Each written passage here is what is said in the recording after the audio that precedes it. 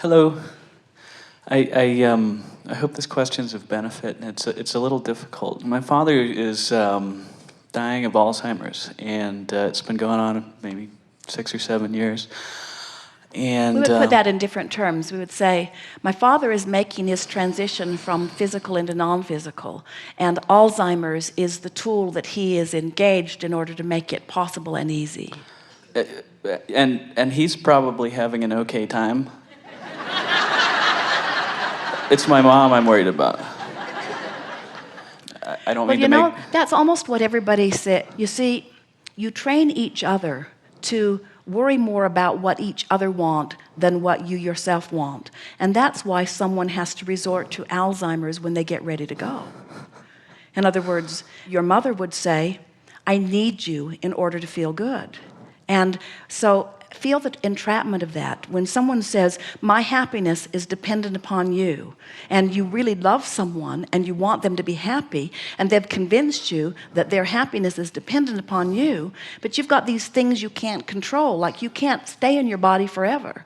You can't remain physically focused and happily creating forever. In other words, it's why you make your reemergence. So your father did a brilliant thing, just began his withdrawal, because otherwise he won't be able to make his transition, and his transition is inevitable. Right. So you understand that. Yes. And we just want to get that basis down. So now what about your mother?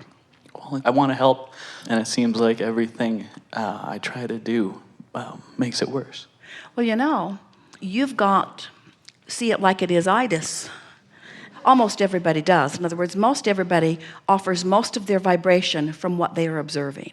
So we certainly understand when you're up close to something that is so uncomfortable for your mother that then it makes you uncomfortable. You could get Alzheimer's.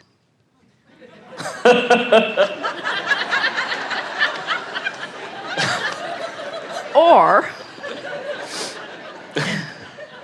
I've kind of been doing that.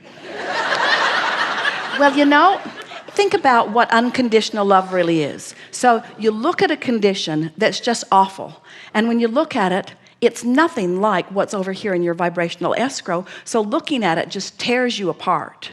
So you have to find a way of not looking at it. That's what Alzheimer's is. It's finding a way of distracting yourself from the thing that's tearing you apart. Well, so maybe we should call this art of Alzheimer's instead of art of allowing.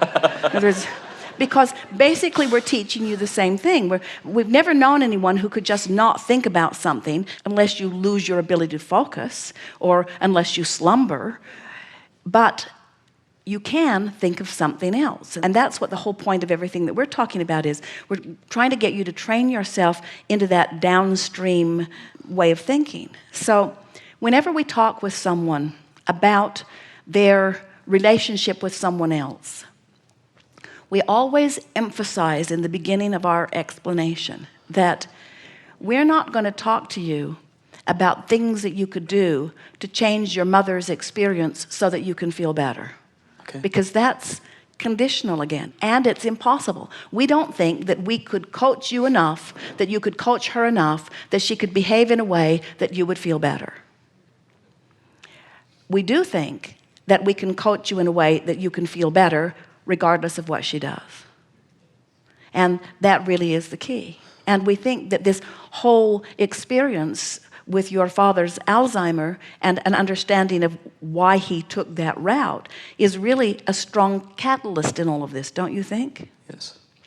So give us an example of something that you witness with your mother that makes you feel uncomfortable, and we'll show you what we would do in that situation to try to make it a more downstream experience for yourself.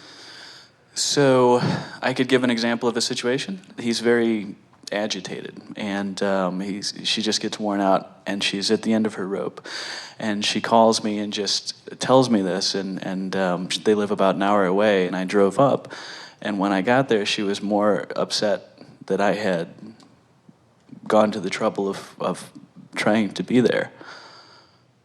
All right, now it gets a little complicated, but let us explain something to you. So the reason that your father is agitated is exactly what we were talking about with the autistic children. The reason that he's agitated is because he's gone to a lot of trouble to withdraw himself.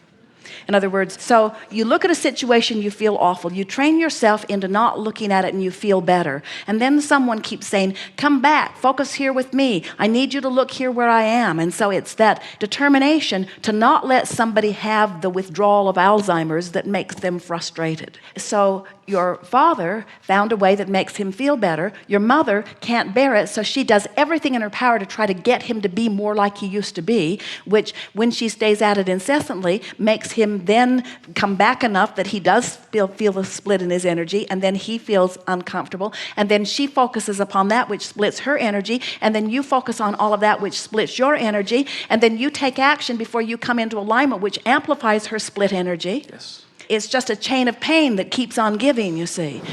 And someone has to be the one that breaks the chain of pain. And that someone is the person who decides, I'll line up energy and then I'll take action. I'll line up energy and then I'll take action. So you get the phone call from your mother and she's extremely distressed and you're only an hour away and you want to go and soothe it, but you know that this is an condition that you really can't soothe. You can't give your mother what she needs so that she will feel better. There isn't anything that you can do that's going to make it better. So going there right here, right now, is not necessarily going to make it better. And then you remind yourself, in any case, I can't make it better until I feel better. So what can I think that's going to get me to turn downstream?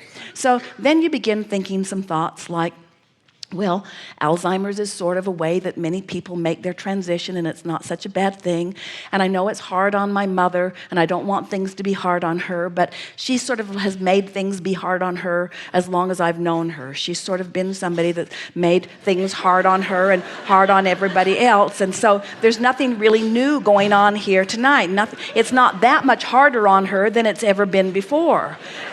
And so she'll live through this. In fact, as I think about these streams where I could be pointed upstream and downstream, half the time she's doing things that for me would be totally upstream, and for her, most of them are downstream. In other words, when she feels like she feels, many of the things that she does gives her a feeling of relief, where for me it turns me totally upstream. And this very well could be one of those situations. And me jumping in the middle of it and getting turned upstream, and then her then seeing me upstream really turns her upstream. That's what happened, isn't it? So don't want that. So everything will be all right here. They've got this thing going on, and me rushing in and trying to save it is not going to make any real difference. But I could go. It would make me feel a little better if I went and let them know that I love them. And I'm not going to go up there and try to change anything. I'm just going to let them know I love them. I'm going to get tuned in, tapped in, turned on. Maybe I'll stop and pick up something that we all like to eat. I'm just going to show up like a fresh breath of air.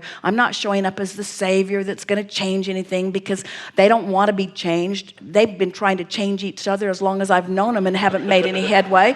And I gave up on that a long time ago. And now I understand it's not my right or my responsibility or my ability to change anything. So I'm just going to go. It might be fun to just show up there in the middle of something that I can feel is sort of disruptive and see if my centered beingness can sort of bring things back into alignment. So let's see.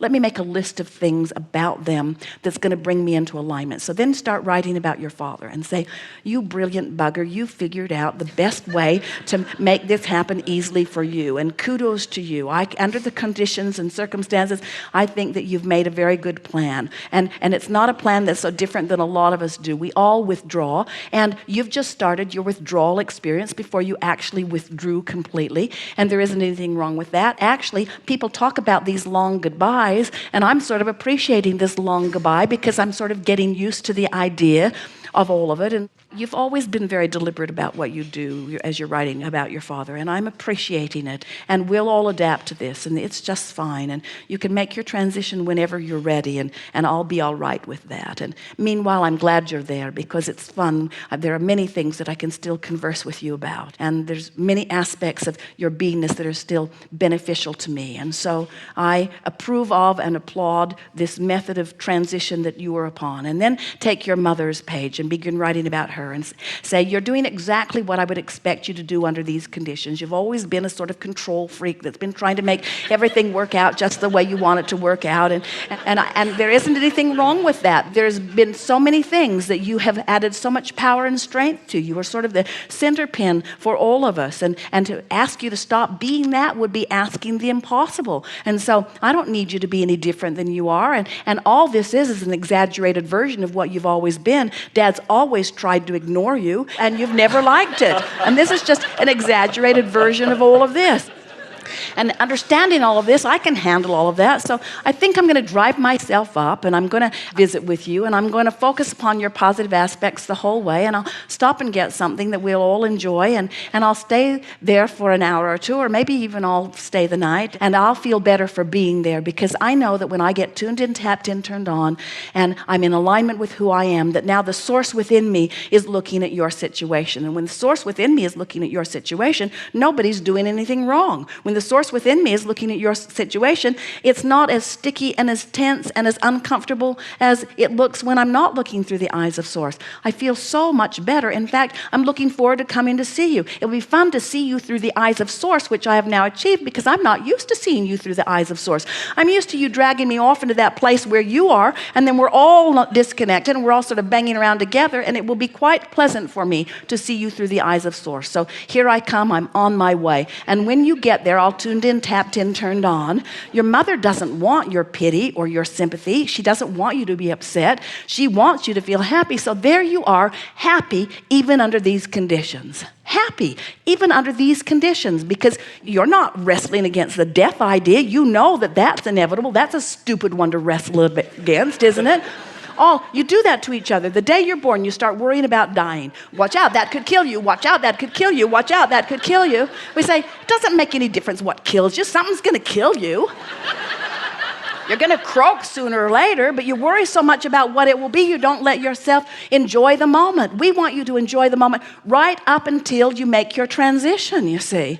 And so now you're all tuned in, tapped in, turned on. You're feeling good. You've got this death thing in proper proximity. You understand why your father does what he does. You're pleased about that. You understand why your mother does what she does. It's just what they've always done, and they're just doing it in a more exaggerated fashion. And there you are, and you're not freaked out about it. You're just watching them do what they do, and you're smiling like you often did as a child as you walked away and knew that there wasn't anything that you could do about it. And there you are, offering now. And this is the thing that we so want you to hear. Do you know what children bring to a home? Children are the ones that bring the well-being to the home. They're the ones that bring the perspective of source to the home. It takes a long time before life sort of beats that out of you. And here you are, not a child anymore, but you've brought yourself back into vibrational alignment. It's like you're being born again. It's like you're being born this day. You're pure positive energy. You're jumping right into their nest with all of this good feeling, well-being vibration that the babies of your planet bring. In other words, do you know babies are being born into war zones and they're not even worried about it?